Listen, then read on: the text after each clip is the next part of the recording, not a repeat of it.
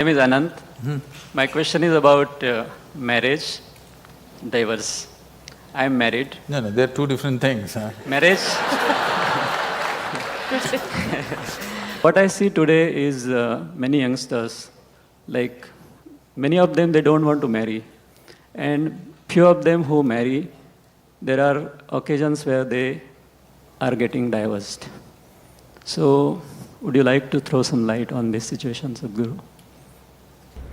So you need to understand the institution of marriage. It's about bringing a certain sanctity to the simple basic needs that every human being has. There are physical needs, there are psychological needs, there are economic needs, emotional needs, social needs, variety of needs. To fulfill all these things, we set up an institution called marriage where all this can be conducted in a sensible manner. Otherwise, if we did it on the streets like every other creature, it would turn ugly for us and we will feel not good about it. So to bring some sense of organization, some aesthetic, some stability, because man and woman coming together naturally brought fresh life. It is, compared to any other creature, it is the most helpless life, which needs maximum amount of support. You could leave a puppy on the street, as long as he gets food, he grows up into a good dog, no problem.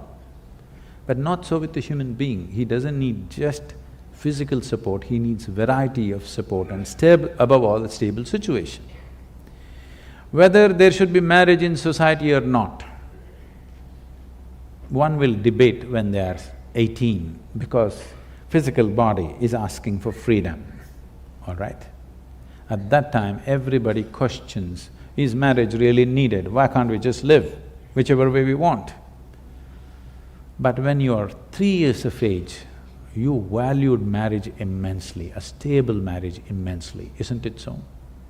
Yes, sir? Yes. Again, when you become 45, 50, you're 100% for marriage. Between 18 and 35, you're questioning the whole process, okay?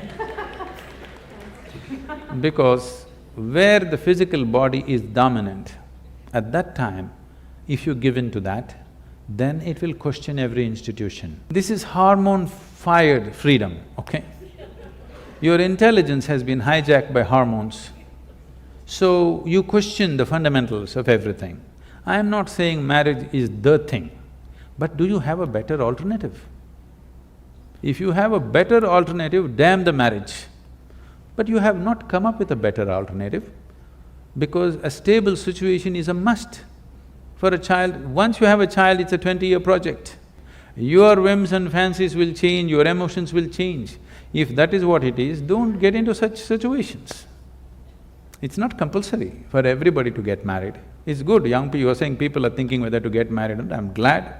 It is not necessary for everybody.